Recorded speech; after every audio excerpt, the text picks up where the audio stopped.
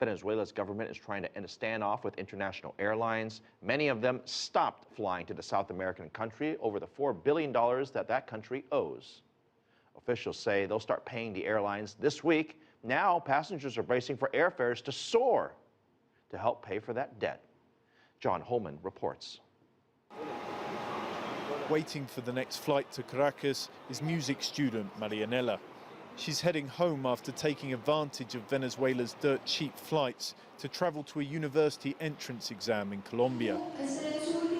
Buying tickets in Venezuela has been a bargain for years, courtesy of a fixed government exchange rate which has kept the bolivar artificially high and in turn given many Venezuelans the chance to get airborne.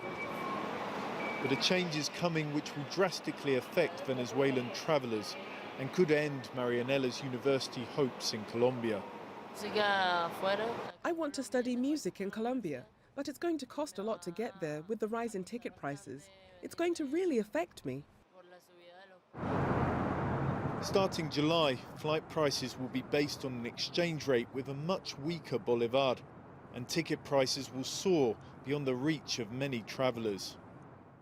Venezuelans are soon going to have to pay over 3 times what they do now for a plane ticket, and that's come as quite a shock after years of cheap seats. The catalyst for the rise is the more than $4 billion the government owes airlines. Federal authorities alone can exchange currency, but they haven't handed over the dollars from bolivar ticket sales to many airlines for over a year. Several unpaid companies have already reduced or stopped flights to Venezuela altogether.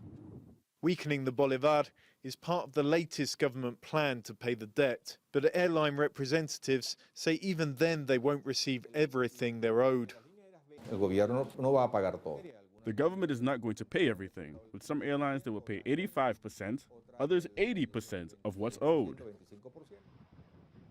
So far, only a few airlines have agreed to government terms, and in an atmosphere of mistrust and uncertainty, only one thing is clear.